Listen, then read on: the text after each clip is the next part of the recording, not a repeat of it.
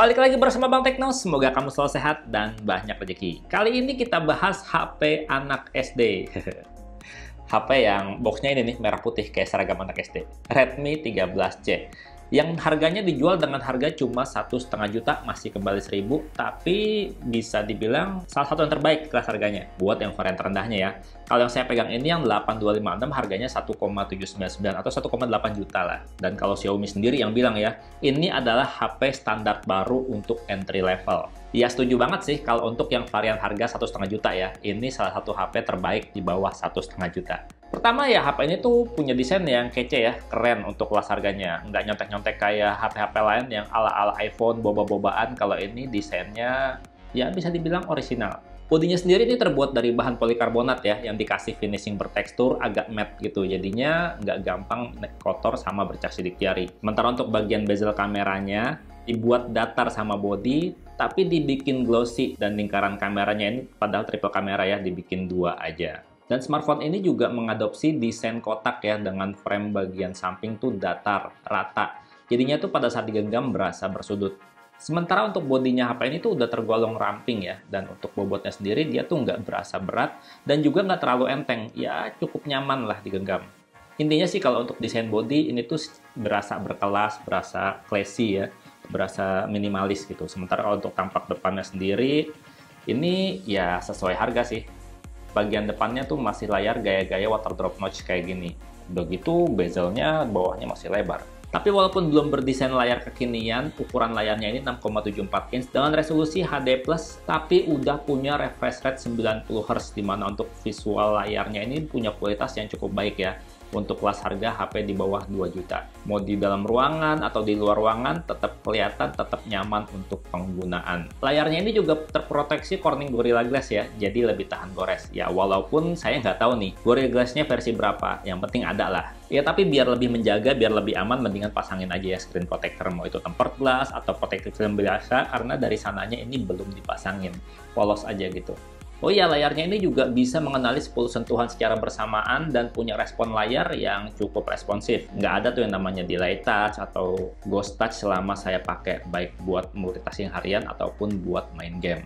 Ya intinya kalau untuk kualitas layar, untuk yang varian yang saya pegang nih yang 1,7 jutaan, ya oke sih, udah mantep kualitas layarnya. Tapi kalau misalkan untuk HP yang kelas harga 1,5 juta ke bawah, untuk yang varian 6128, itu udah termasuk bagus banget sih. Nah itu untuk urusan kualitas visual ya. Tapi kalau untuk urusan audionya, HP ini belum punya teknologi Dolby, belum ada teknologi DTS, Sony Audio, dan lain sebagainya. Dan HP ini juga speakernya cuma satu single di sisi bawah HP yang kualitasnya ya pada saat di setel dengan volume maksimal udah cukup baik sih, nggak sember, nggak cempreng, tapi ya berasa flat aja.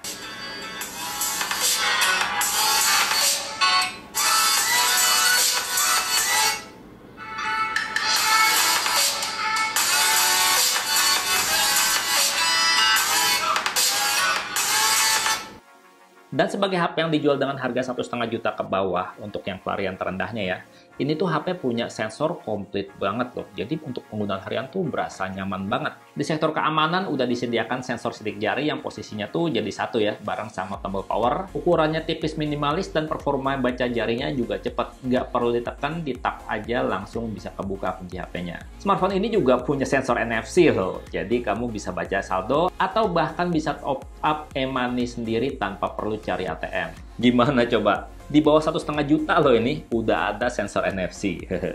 Mantep ya. Sementara kalau lihat kelengkapan sensor dasarnya, sayangnya HP ini tuh belum punya sensor gyroscope ya. Jadinya nggak bisa support aplikasi-aplikasi virtual reality. Smartphone ini juga punya sensor cahaya, jadinya untuk pengaturan kecerahan layar bisa secara otomatis. Nggak perlu manual ngatur lagi kayak HP merek sebelah yang harganya murah. HP ini juga punya sensor orientasi dan punya sensor magnetik, jadinya bisa fitur kompas. Dan kalau dipakai buat penunjuk jalan, buat buka Google Map, pakai GPS gitu ya, kualitas GPS-nya tuh udah cukup cepat baca lokasi kita dan juga cukup presisi. Dan karena udah bisa mode kompas, jadinya tuh baca peta lebih nyaman ya, karena kita bisa tahu kita lagi menghadap arah mana di peta. Dan buat kamu yang pengen beli HP ini karena budget kamu terbatas, nggak sampai 1,5 juta, ini udah berasa recommended banget sih. Karena performanya udah kencang banget pakai Helio G85, termasuk kencang di kelas harga staha. Ditambah lagi memori yang cukup lega ya, udah 6 GB RAM yang masih bisa diekspansi pakai virtual RAM hingga 6 GB. Jadi kalau buat urusan main game, buat multitasking udah aman lancar.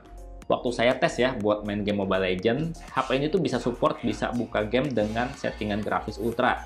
Tapi frame rate-nya masih high ya. Dan selama dipakai buat main game ini, dengan settingan grafis maksimal tentunya. HP ini bisa stabil loh, jalanin game di kisaran 55 fps. Dan dipakai main agak lama juga nggak pakai panas ya, anget-anget nikmat aja lah. Pokoknya udah aman banget sih kalau misalkan kamu pakai buat push rank.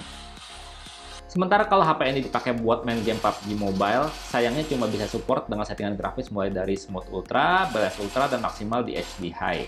Dan kalau yang kamu lihat ini, saya mainnya di settingan grafis maksimal ya, grafis HD dengan frame rate high. Dan selama dipakai buat main, dia cukup stabil sih, di kisaran 30 fps. Ya cuma karena belum bisa gyroscope, jadinya bidik musuhnya masih manual ya. Tapi udah enak banget kok buat main, udah bisa diajak mabar.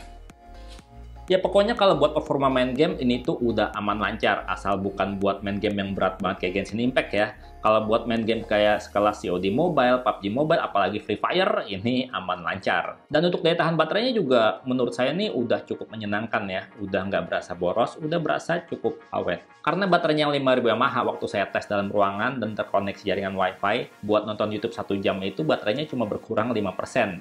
Sementara buat main game Mobile Legends selama 1 jam, baterainya berkurang cuma 12%. Segitu udah cukup awet kan? Jadinya kalau dalam 1 hari ya secara teori, kalau misalnya kita pakai HP ini buat main game sejam, terus ditambah buat nonton YouTube sejam, sisanya baterainya tuh masih lebih dari 80%.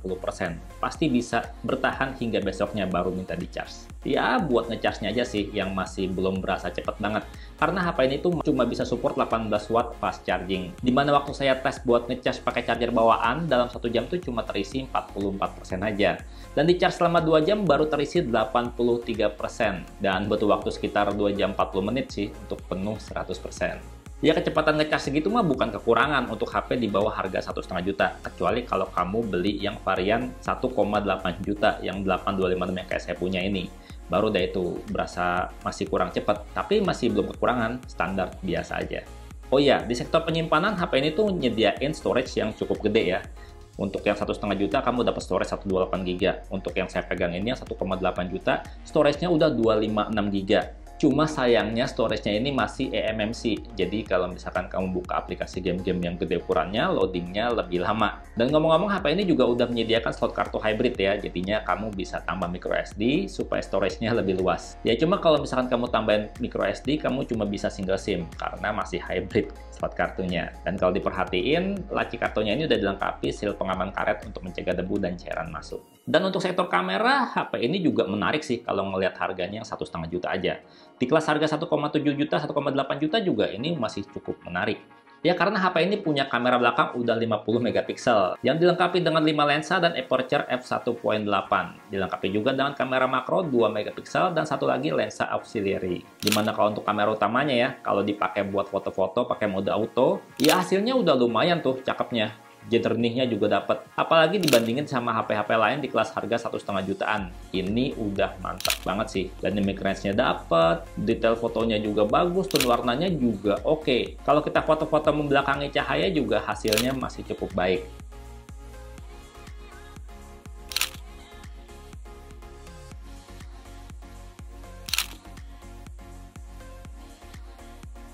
Ya, sementara untuk foto-foto mode makronya, ini menurut saya sesuai sih sama harga yang kita bayarkan. Masih standar aja. Yang penting fotonya di kondisi cukup cahaya dan jarak kamera ke objek pas ya, karena masih 2 megapiksel dan masih fixed focus.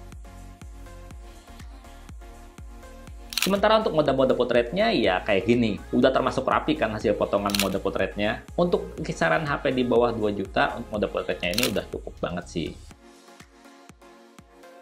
Sementara untuk foto-foto mode malam, ini termasuk wah kalau menurut saya. Walaupun nose-nya masih kelihatan, tapi foto ini cukup terang dan detail dengan bagian lampu-lampu yang tetap dapat detailnya. Walaupun kadang ada ya yang beberapa yang overbright. Kalau menurut saya, kualitas mode malamnya udah termasuk bagus untuk HP harga 1,5 juta. Dan untuk kebutuhan selfie ya, atau untuk panggilan video, HP ini punya kamera depan 8 megapiksel dengan aperture f2.0. Sayangnya belum dilengkapi LED flash, tapi ada fitur screen flash untuk foto selfie di kondisi gelap. Dimana hasil foto selfie-nya kalau kita foto di kondisi pencahayaan cukup, hasilnya tuh berasa jernih dan mantap ya. Saturasi warnanya juga nggak berasa pucat, berasa natural tapi sedikit lebih bagus dari aslinya. Untuk mode potretnya juga, potongan blurnya udah cukup rapi, udah cukup bagus untuk HP harga setara.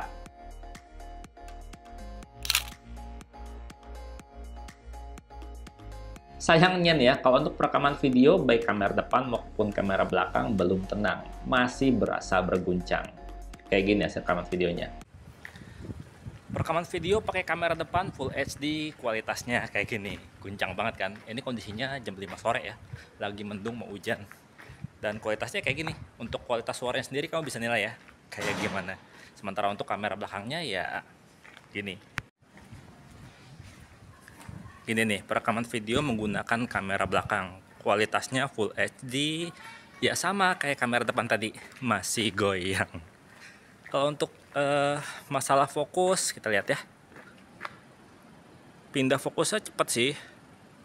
Tuh langsung tanpa ditap ya, dia langsung pindah fokus. Ya kalau buat rekam-rekam video tipis-tipis, ini udah oke sih. Yang penting nggak dipakai buat jalan aja. Sementara di sektor software, untuk sistem operasinya, HP ini udah Android 13 sejak diluncurkan.